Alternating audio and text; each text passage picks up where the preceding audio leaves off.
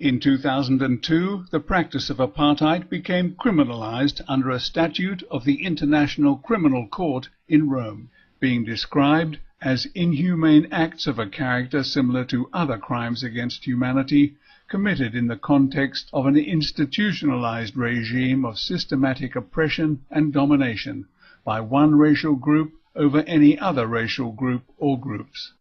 It lists such crimes as murder, enslavement, deprivation of physical liberty, forced relocation, sexual violence, and collective persecution.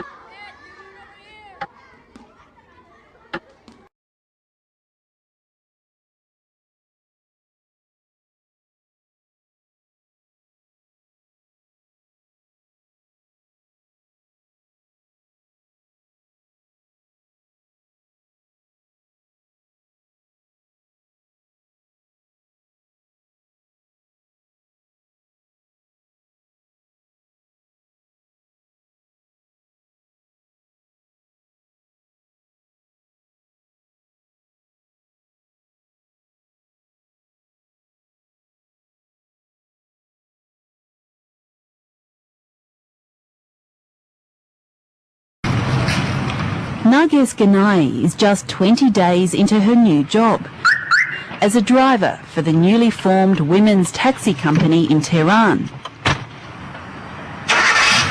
The only company of its kind in Iran, it only employs female drivers and only picks up female passengers.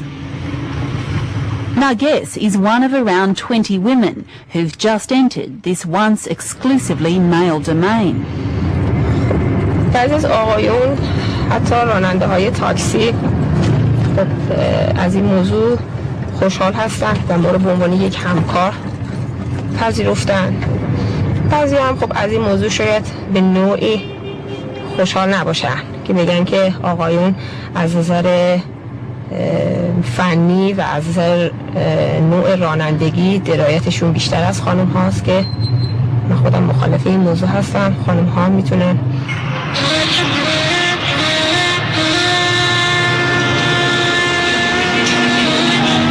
Iran is officially an Islamic state, so separation of the sexes is the norm.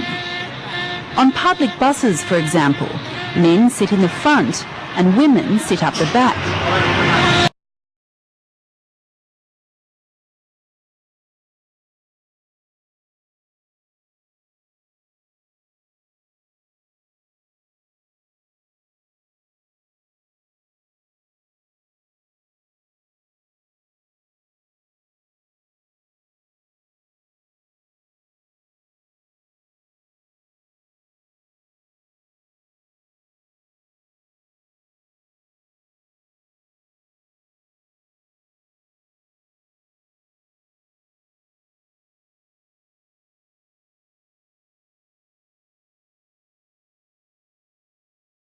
It is the continuing story of Christian existence in the Middle East. Today, with the background of uprising and instability in the occupied territories, what is the present situation and future of the estimated 50,000 Christian Palestinians in the West Bank? Some Christians feel they are already seeing the handwriting on the wall, specifically the writing on the walls in the Christian quarter of the Old City of Jerusalem. They see it as a sign of increasing radical Islamic fundamentalism among Muslim Palestinians. We can read some slogans, written on the walls that Christians, must be with Muslims. That Christians, the only solution, actual solution is to be Muslim. If those slogans are written on walls of churches, they are surely addressed to Christians and to the Christian community. This Orthodox church, north of Jerusalem, was inscribed, "Yes for Islam, no for Christians." Orthodox church officials met with Muslim leaders to discuss the meaning of the inscriptions appearing in public. And they said, we are innocent. We don't believe in those groups. They are not expressing what we believe and what we understand, and how do we understand the coexistence of the Christian and Muslim presence. Some Christians find no evidence of problems arising between the two religions. I cannot remember of any incident that the Muslims have done any harm to any of the Christians in the Bethlehem, Jerusalem area where most of the Christian Arabs live. Others see the present situation in the occupied territories as an opportune time to minister the gospel to the Arab world.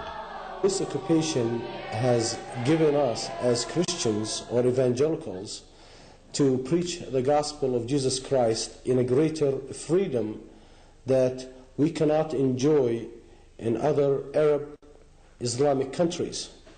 Yet some see the situation turning against the Christian community. They sense a move towards radical Islamic fundamentalism among Muslim Palestinians. They fear recognition could bring them trouble. They are looking for the day for Israel to leave this place, and then they will take over and do what they wish. In other words, turn the whole country into Islamic Republic. Supporting this idea throughout the West Bank and Gaza is an expression used by radical Muslims that may shed light on their intentions. They are saying, after Saturday comes Sunday, which is a hint or indication to the Christians that after certain radical Islamic movements have been dealing with the Jews, then the next on the list are the Christians. Some Christians are getting the message directly. During my talk to several evangelical groups in this land, they said almost the same, that they have been threatened by the fanatics, the Khomeini Islamic group in this land. And by telling them you have to close your mission work, you have to close your churches, you have to close your Bible schools. There are tangible reasons for concern. This cemetery at a monastic Christian order outside of Jerusalem was recently vandalized during a high point of the Palestinian uprising. Nuns at a nearby convent were victims of unprecedented purse snatches by local Muslim youth. 2 Christian girls, casually dressed in skirt and jeans, were attacked with acid in Jerusalem's Old City. Muslim gangs have singled out Christian youth with beatings. Calls for police help go unheeded because of an Arab police strike and Israeli non-intervention in domestic crime in the West Bank, leaving Christians feeling vulnerable to what observers see is a result of growing fundamental Islamic ideology in the occupied territories.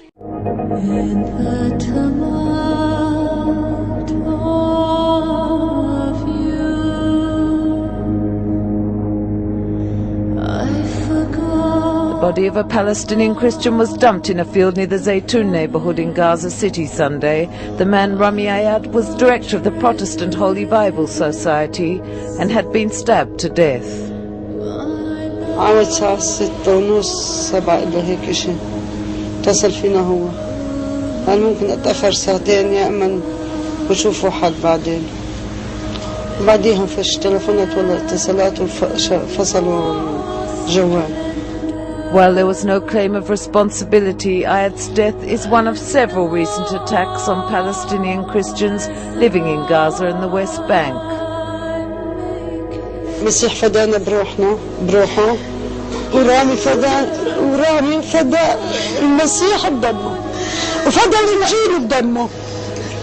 المسيح رامي هدية من الله وأنا هديته للمسيح. رامي هاي اللي بقدر أقوله مني للمسيح. رامي هدية وهبته للمسيح.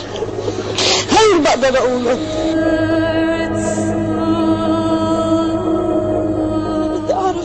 هم قتلوا جوزي ما يفهمش نفسيته ولا عاطل مع حد ولا أذى حد. ايش بدهم فيه؟ ايش بدهم فيه؟ بس يحبوني ايش بدهم فيه؟ سرقت ياخذوا اللي بدهم اياه كانوا يسيبوا لي اياه. يسيبوا لي اياه. Since the outbreak of Intifada 7 years ago, thousands of Palestinian Christians living in the West Bank and Gaza have fled abroad.